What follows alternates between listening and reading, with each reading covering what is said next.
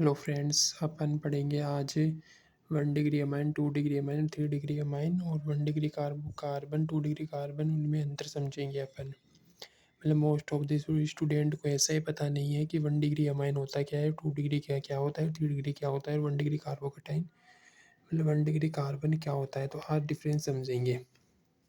जब भी मतलब कि जैसे ये है NH2, ठीक है, और ये अपने पास है R, इसको अल्काइल ग्रुप बोलेंगे। जैसे कि NH2 हो गया ना, तो इसको बोलेंगे 1 डिग्री अमाइन। और इसमें जैसे कि कार्बन जुड़ते जाएंगे और हाइड्रोजन अपने पास कम होते जाएंगे। जैसे कि देखो, इसमें NH हो गया ओनली, इसमें 2 कार्बन जुड़े हुए हैं, डायरेक्ट नाइट्रोजन से जुड़े होने चाहिए। जितने कार्बन नाइट्रोजन जुड़े होंगे ना, उतना मतलब कि डिग्री बढ़ता जाएगा। जैसे कि इसमें 2 कार्बन है, मतलब कि इसमें 2 R ग्रुप जुड़े हुए हैं, अल्काइल ग्रुप, तो इसे 2 डिग्री। इसमें 3 अल्काइल ग्रुप जुड़े हुए हैं, तो इसलिए इसको 3 डिग्री अमाइन बोलेंगे। एक चीज़ और होती है, एग्जाम्पल और है, इसमें इसमें NH हो गया, इधर CH3 हो गया और इधर अपने पास CH3 और CH3 हो गया। तो ये तो अपने पास 2 डिग्री कार्बन हो गया और ये अपने पास 2 डिग्री अमाइन हो। कैसे?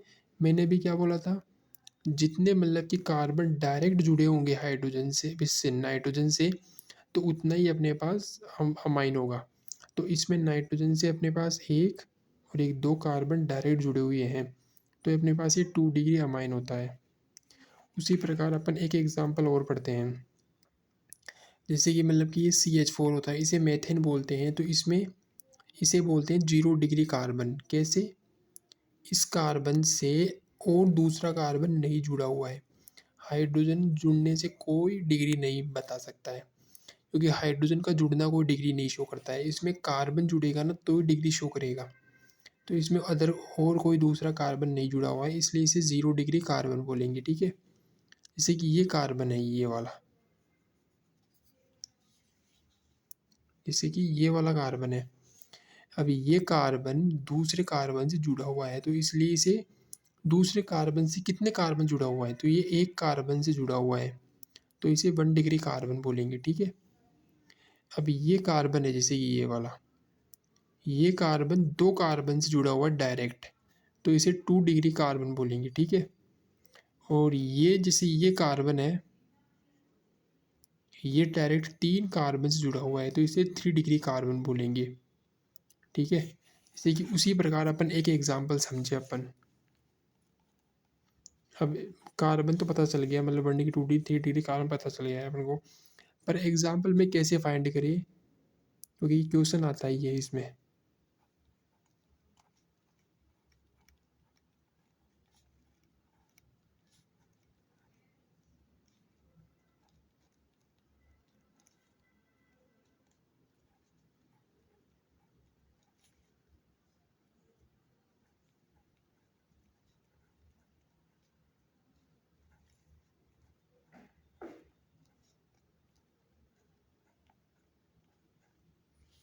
अब जैसे कि ये एक स्ट्रक्चर बनी हुई है, अब इसमें कार्बन ढूंढना है अपने को, मतलब कि कौन सा कार्बन कितने डिग्री है।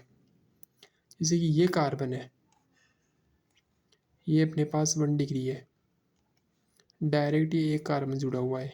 ये कार्बन है, ये अपने पास 2 डिग्री कार्बन है। ये कार्बन डायरेक्ट 2 कार्बन जुड़ा हुआ है। ठीक है, ये कार्बन है, ये भी 1 डिग्री कार्बन है, ये ऊपर वाला भी 1 डिग्री कार्बन है, और जो ये बीच वाला सेंटर वाला है, ये कार्बन वाला,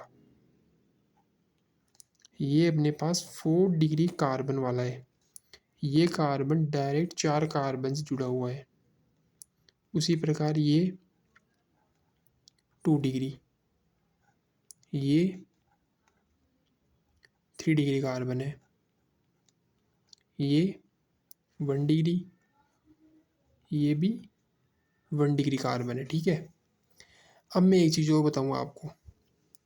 अदर कभी कभी क्वेश्चन में नीट में ऐसा होता है कि जैसे कि ये पूरी स्ट्रक्चर है, ठीक है, इस स्ट्रक्चर में क्या होता है कि अपन मतलब कि इसमें कार्बोकेटन बनाएंगे एक स्ट्रक्चर पे, एक कार्बन पे अपने पास कार्बोकेटन बनाएंगे। ठीक है, जैसे कि ऐसे बन गया स्ट्रक्चर कोई।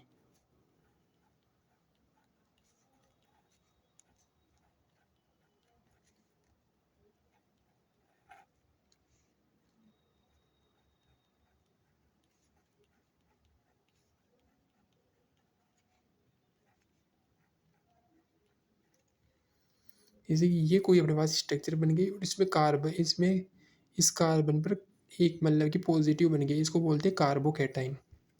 अब इसमें अल्फा हाइड्रोजन देखना होता है सबसे पहले चीज़।